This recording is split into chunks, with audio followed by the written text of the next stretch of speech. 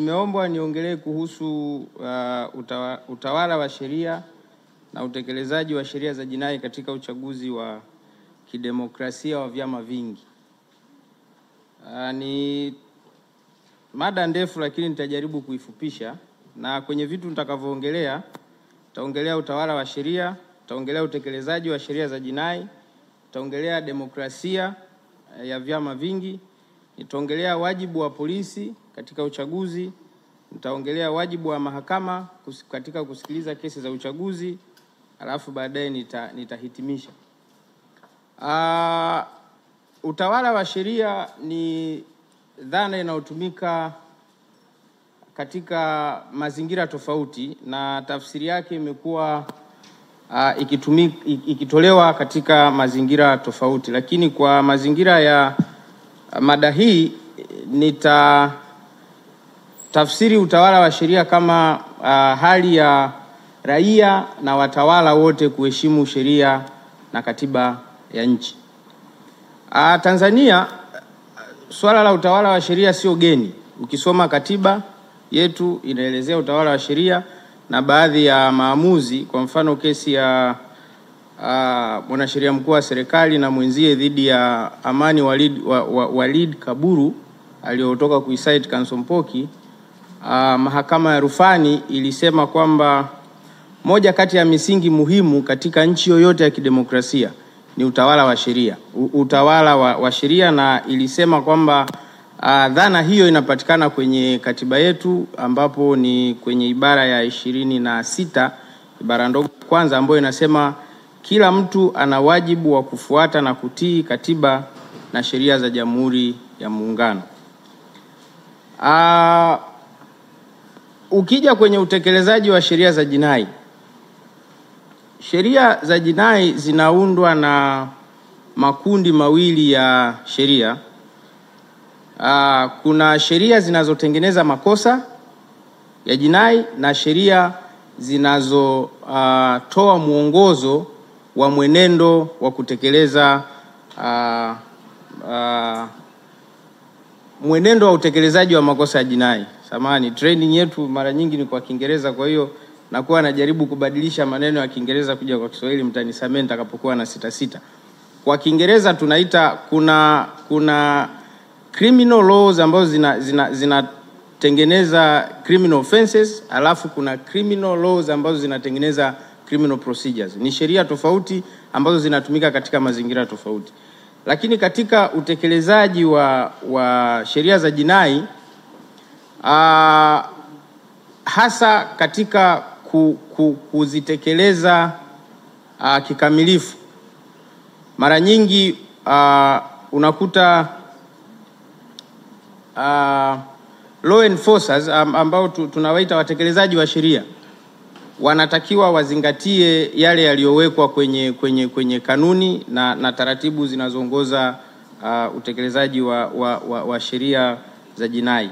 Sasa tukija kwenye mambo ya uchaguzi, sheria zinazotengeneza makosa ni nyingi. Ukiangalia kuna baadhi ya makosa kwenye uchaguzi yanatokana na kanuni za adhabu ambayo tunaita penal code. Kuna baadhi ya makosa yanaingia kwenye sheria ya kuzuia na kupambana na rushwa. Kuna baadhi ya makosa yanatokana na sheria ya huduma za habari na sheria aliyoicite Dr. Mandi ya uchaguzi wa rais, wa bunge na madiwani. Lakini ukiangalia sasa kwenye swala la uchaguzi hasa, sheria hiyo ya uchaguzi wa urais, rais, wabunge na madiwani imetoa makosa mengi ambayo yanaweza yakafanyika ya kiuchaguzi, na nitayataja kwa haraka. Kwa mfano, kumdhamini mgombea mara mbili ni kosa. Kumzuia msimamizi wa kituo au msaidizi wa kituo au msimamizi wa uchaguzi au msaidizi wa uchaguzi kutekeleza kazi zake ni kosa. Kutumia wadhifa kumkatisha tamaa mtu au kumuomba ajitoe ni kosa kwenye kugombea. Mwenendo usiofaa wa watendaji wa uchaguzi ni kosa. Kutoa matamko ya uongo kuhusu kujitoa kwenye kugombea ni kosa. Vishawishi vya rushwa kwa ajili ya mtu kujitoa ni kosa. Kutoa ushahidi wa uongo na maelezo ya uongo ni kosa. Kutoa hongo, takrima, kumrubuni mtu ni kosa. Kujifanya mtu mwingine ni kosa, na makosa mengine ambayo yanaweza kama yalivyotamkwa kwenye sheria hiyo. Dhana ya demokrasia kwenye katiba yetu pia ni swala ambalo limepewa misingi ya kikatiba. Kwa mfano, ibara ya 3 ibara ndogo ya kwanza inasema kwamba sisi ni nchi ambayo ya kidemokrasia na inayofuata mfumo wa vyama vingi, na shughuli za kidemokrasia, namna ambavyo raia wa Tanzania wanaweza kuzifanya kwa lugha nyepesi sana ni kama ilivyoelezewa kwenye ibara ya 21 ibara ndogo ya kwanza na ibara ya 21 ibara ndogo ya pili, ambayo inasema ni ile haki ya raia kushiriki katika shughuli za utawala wa nchi ama moja kwa moja au kwa uwakilishi kutokana na uchaguzi, na uhuru wa watu kushiriki katika masuala kufikia maamuzi ya masuala ambayo yanawahusu moja kwa moja. Sasa katika kutekeleza hiyo dhana ya kidemokrasia, kama alivyotangulia kusema Jaji Warioba na hata rais wetu wa TLS Mwabukusi alisema, ibara ya 8 ndio inaweka msingi wa kwamba watu ndio watakao kuwa na maamuzi ya mwisho kwenye utawala na shughuli za nchi yao, na inasema hivi: wananchi ndio msingi wa mamlaka yote, na serikali itapata madaraka na mamlaka yake yote kutoka kwa wananchi, na wananchi watashiriki katika shughuli za serikali yao kwa mujibu wa katiba. Ukienda kwenye kifungu cha 20 na katiba ibara ya 20 katiba ndogo ya ibara ndogo ya kwanza inatoa uhuru wa watu kujiunga au kuanzisha vyama kutokana na imani zao au maslahi yao ambavyo yanaweza kufikiwa kutokana na uanzishwaji wa vyama hivyo. Kwa hiyo dhana ya demokrasia ili iweze kutekelezeka sasa kama ilivyowekewa misingi kwenye katiba, watu wameruhusiwa kuanzisha vyama kutokana na imani zao, itikadi zao, lakini kwenye ibara hiyo imekataza visianzishwe vyama vitakavyokuwa na mambo ambayo yatakuwa na misingi ya kidini na vitu vingine kama hivyo ambavyo vinaweza kuharibu usalama wa nchi. Sasa ni namna gani ambavyo watu wanaweza wakafaidika na demokrasia ya vyama vingi kama ambavyo tumeweza kuona hapo awali?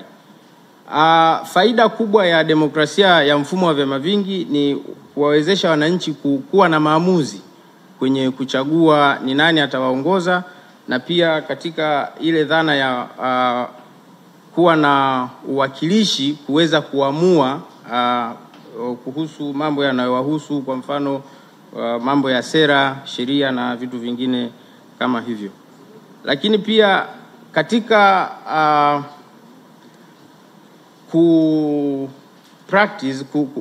kutekeleza dhana ya demokrasia katika mfumo wa vyama vingi, inasisitizwa kwamba kuwe na uvumilivu wa kisiasa. Yaani kwa sababu demokrasia ni ile hali ya kumwezesha mtu kuweza kuamini anachoamini na kuweza kutoa maoni yake kama ibara ya 20 inavyosema kwamba mtu anaweza akajiunga na chama chochote ili kuweza kueleza vitu anavyoviamini na kuwa na uhuru wa kuweza kutoa maoni yake. Kwa hiyo katika hali hiyo inasisitizwa kwamba kuwe na uvumilivu wa kisiasa na kuheshimu utawala wa sheria kwa ile misingi ambayo mtakuwa mmejiwekea kama nchi au kama raia, ili kuweza kuhakikisha kwamba kunakuwa na haki, lakini isiwe na haki zisizo na mipaka. Sasa ni wajibu gani polisi wanao? Na polisi hapa simaanishi tu polisi kama taasisi pekee, nachukulia watu wote wanaohusika katika utekelezaji wa sheria jinai, kumaanisha kwa lugha nyepesi ya Kiingereza ni law enforcers. Na nimekutana na andiko la polisi lilitolewa mwaka 2015, linaitwa Wajibu wa Jeshi la Polisi katika Uchaguzi wa Demokrasia. Ilikuwa ni la programu ya mafunzo iliyotolewa na polisi ya mwaka 2015. Na huku wameelezea wajibu wa polisi, nikasema ni vizuri tuweze kukumbushana.